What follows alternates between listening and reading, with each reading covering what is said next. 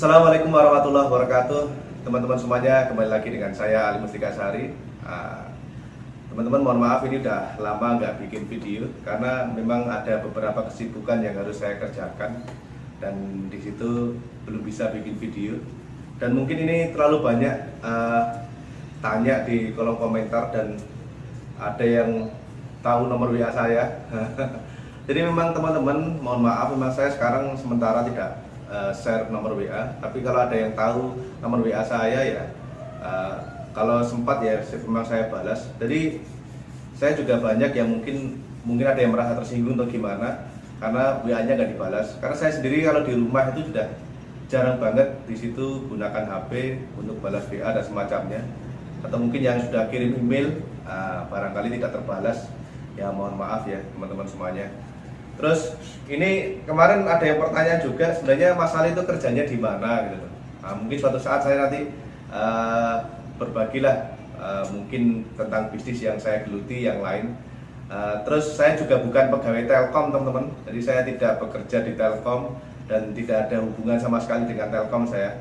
Jadi teman-teman semuanya yang di situ lihat channel saya ini sebenarnya saya memulai bisnis ini itu hanya untuk hobi. Ini saya tunjukkan beberapa alat yang memang sampai sekarang belum dipakai juga, pernah dipakai dan juga mungkin ada yang belum dipakai juga. Karena saya itu paling suka uji coba teman-teman semuanya. Jadi beli beberapa alat di situ, kadang ya saya anggurkan, kadang ya saya pakai, kadang ya ada beberapa ya ada yang saya kasihkan teman, kadang seperti itu. Ada juga yang di situ saya ingin tahu sebenarnya dari fitur-fitur yang diberikan itu apakah mantap atau tidak gitu. Jadi karena saya sendiri juga belum menjangkau seluruh desa itu semuanya wifi belum cover. Ini salah mungkin bulan depan sudah mulai saya pakai semua alatnya ini. Ini yang mau saya bahas sebenarnya teman-teman semuanya. Di saat teman-teman itu mau nembak wifi voucheran atau di situ wifi tetangga, atau mungkin teman-teman yang di situ nanti mau nembak yang jarak jauh. Itu yang sering mungkin pemula. Tapi kalau teman-teman yang sudah ahli di bidang ini ya silakan skip ya. Nah, yang perlu digarisbawahi teman-teman semuanya, di saat teman-teman di situ biasanya yang ditanyakan kalau saya mau menembak wifi tetangga. Ini ada CP 350 yang baru datang juga ini. Ini yang modelnya seperti ini. Jadi biasanya kalau teman-teman beli alat itu modelnya itu hampir mirip-mirip yang modelnya seperti sektoral seperti ini. Saya bukakan dulu.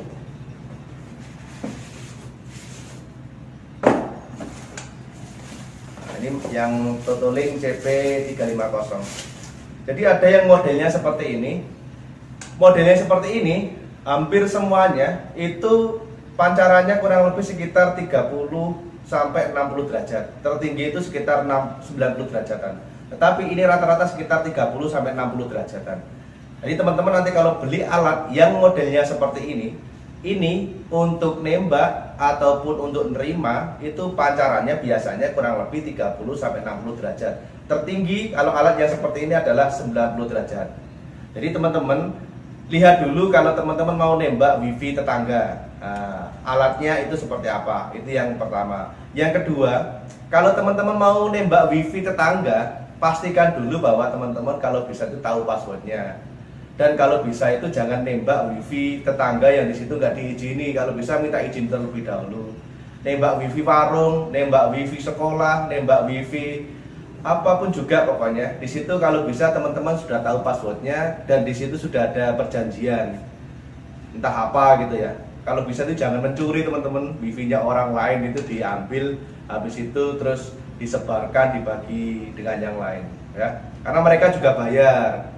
Jadi yang pertama teman-teman alatnya dulu yang dibelinya itu nanti pancarannya seberapa, terus untuk nembak itu juga nanti yang ukurannya keberapa, terus passwordnya kalau di situ pakai password ya tanya yang punya wifi-nya, jangan sekedar ditembak saja kalau bisa.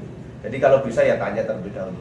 Terus beberapa alat di situ ada frekuensinya 5 dan frekuensi 2. Jadi ada yang seperti ini frekuensi sama seperti ini kurang lebih sekitar 30 derajatan ya.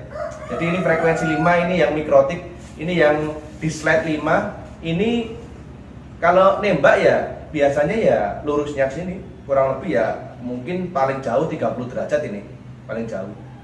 Ya.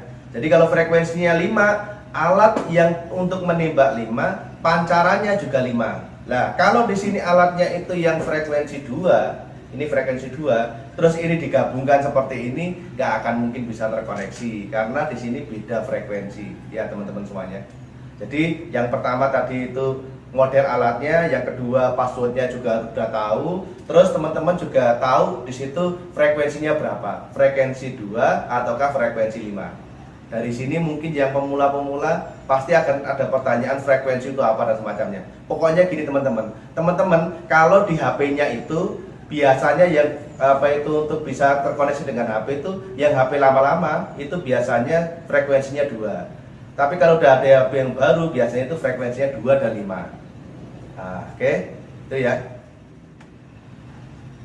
Selanjutnya teman-teman, di saat teman-teman sudah tahu frekuensinya 2 dan frekuensinya 5, pasti tanya settingan, itu kan. Jadi teman-teman biasanya yang ditanyakan itu settingannya gimana supaya nanti bisa bisa bagus, sinyalnya juga bagus dan semacamnya. Nah, hampir semua settingan itu hampir mirip-mirip teman-teman semuanya. Yang kita harus pertimbangkan adalah di situ adalah lokasinya. Yang pertama, teman-teman harus lihat ketinggian. Jadi kalau teman-teman mau seperti ini ya, kalau ini mau ditembakkan dengan alat seperti ini kalau bisa loss tanpa ada penghalang. Jadi seperti itu. Nah, kalau di situ tanpa ada penghalang, misalnya teman-teman di situ ada pepohonan, yang di atas pepohonan, atas gedung, di atasnya gedung. Jadi tidak di sini sinyalnya tidak sampai terbelokkan dengan sesuatu yang di situ menghalangi sinyal tersebut. Itu yang pertama.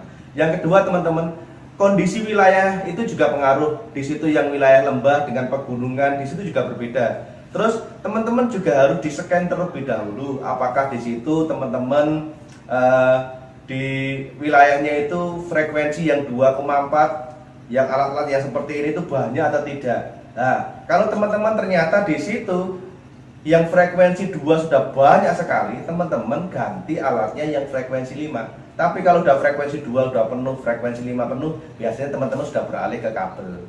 Seperti itu teman-teman. Nah, terus selanjutnya di saat teman-teman sudah diatur ketinggiannya, terus di situ nggak ada penghalang, terus di situ lokasinya juga aman sentosa kayak gitu. Dan kalau bisa teman-teman itu menggunakan sesama alatnya. Alatnya kalau tenda gunakan sama tendanya, kalau di situ menggunakan mikrotik di situ sama gunakan mikrotiknya seperti ini. Ini Ubiquiti yang di situ LDF LED beam yang M5, LED beam 5 kayak gini ya gunakan yang LED beam L5. Atau teman-teman di situ bandwidth yang digunakan cukup besar, teman-teman bisa seperti saya ini gunakan yang saya beberapa ada yang seperti ini Pak gunakan ini gunakan yang AC. Jadi saya gunakan yang ini gunakan yang LHG XL AC saya gini. Jadi kalau teman-teman sudah bandwidthnya cukup besar, terus di situ sudah mulai padat yang frekuensi 5, saya gunakannya seperti ini. Jadi AC-nya saya aktifkan, yang untuk PTP ataupun PTMP AC-nya saya aktifkan. Nah, jadi teman-teman kalau seperti ini biasanya ini derajatnya juga lebih kecil lagi. Jadi kalau bisa teman-teman di situ ya atur posisinya yang benar. Terus di saat teman-teman di situ yang ditembak itu sesama alatnya seperti ini, pointingnya juga harus diperhatikan. Nah, seperti itu. Nah, yang terakhir teman-teman semuanya, di saat teman-teman itu mau menembak, yang ditembak itu alatnya dari mana terlebih dahulu. Kalau di situ wifi tetangganya itu menggunakan alat yang misalnya seperti ini ya. Ini alat rumahan, ini yang Totoling AC yang A830R, ini biasanya di dalam rumah. Atau biasanya teman-teman mau nembak alat yang ZTE F609 di dalam rumah, itu pancarannya itu melingkar seperti ini. Ditembak dari manapun juga itu bisa. Cuma kalau dari dalam gedung atau dalam rumah itu biasanya ditembak jarak 1 kilo itu ya nggak mungkin. Jadi harus ada alat yang di situ keluarkan terlebih dahulu. Nah, kalau teman-teman di situ misalnya seperti ini, yang Airnet kayak gini, ya seperti ini kan, kalau sudah antena yang modelnya seperti ini ataupun antena yang pokoknya yang lurus seperti ini biasanya pancarannya itu 360 derajat. Dari ditembak dari sisi manapun juga itu bisa. Cuma kalau di dalam itu pun harus menggunakan alat yang cukup kuat, kalau bisa lokasinya juga cukup pendek. Nah, kalau teman-teman di situ yang alatnya ternyata di dalam rumah, terus mau ditembak dengan jaraknya mungkin 500 meter menggunakan tenda atau seperti ini yang Totolink 350 atau mungkin Totolink yang CP300, ya mungkin menurut saya sendiri itu nggak optimal. Caranya gimana? Ya di dalam rumah keluarkan satu alat seperti ini, dipancarkan keluar, ditembak lagi. Nah, seperti itu teman-teman. Jadi di saat teman-teman melihat yang mau ditembak itu apa, kalau bisa teman-teman harus diperhitungkan baik-baik. Kalau di situ bentuknya sektoral, kalau gitu kurang lebih yang terbesar sektoral itu kurang lebih 120 derajat. Contohnya mainbox 12S, mainbox 15S, mainbox 19S itu 120 derajat. Jadi kalau seandainya untuk melingkar itu biasanya butuh 3. Nah, tapi semakin melingkar sebuah sinyal itu biasanya juga lebih banyak juga di situ gangguan-gangguan yang lain untuk sinyal tersebut. Oke teman-teman semuanya, itu mungkin yang sedikit dari saya. Intinya gini teman-teman, di saat teman-teman itu mau menembak sesama alat, kalau bisa itu teman-teman harus lihat dulu alatnya, frekuensi 2 ataukah frekuensi 5. Yang kedua, coba dilihat juga di situ daya sebarnya alat tersebut. Kalau di situ biasanya bentuk anten itu kurang lebih 360 derajat. Tetapi biasanya dalam bentuk sektoral seperti ini yang terlebar itu 120 derajat. Rata-rata ini kurang lebih sekitar 60 derajatan. Selanjutnya teman-teman di situ kalau teman-teman mau nembak lagi, coba perhatikan lingkungan sekitar. Apakah di situ terhalang tembok, apakah di situ terhalang dengan pepohonan atau yang lain. Terus yang paling penting teman-teman di saat mau nembak, di situ kalau ada passwordnya, teman-teman harus tahu passwordnya terlebih dahulu. Oke teman-teman semuanya, semoga video ini yang singkat, yang di sini berantakan semua dan alat ini semuanya hampir semuanya belum dipakai. Jadi terlalu banyak alat yang mungkin nggak dipakai, termasuk ini juga belum saya pakai juga. Yang Air Pro, ini yang frekuensi 2, ini sudah ada 2 di sini, belum saya pakai dua-duanya karena saya baru uji coba. Sementara ini yang CP350 yang baru beberapa kali saya beli, ingin diuji coba.